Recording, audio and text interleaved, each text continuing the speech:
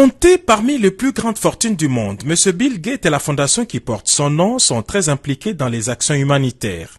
C'est à ce titre qu'il a sollicité de rencontrer à New York le président de la République, Félix-Antoine Tshisekedi Tshilombo, pour faire l'évaluation d'actions humanitaires en faveur d'enfants congolais.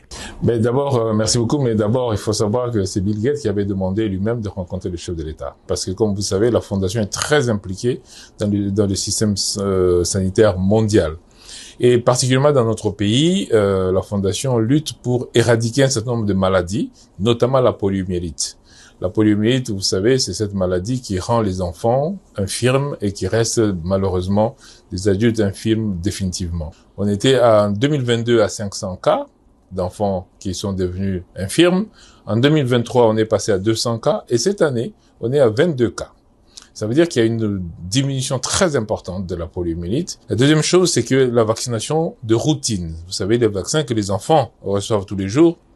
Notre pays, qui avait fait des gros efforts en 2019, encore, vous vous rappelez, il y avait un gros forum avec la Fondation et on venait d'arriver au pouvoir.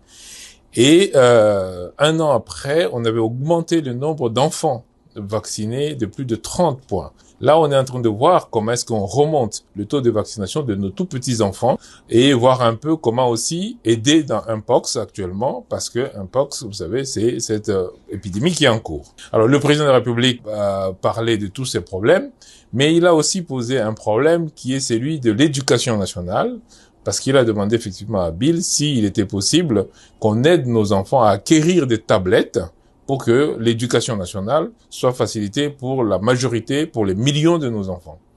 Alors, Bill a parlé de la connectivité par Starlink.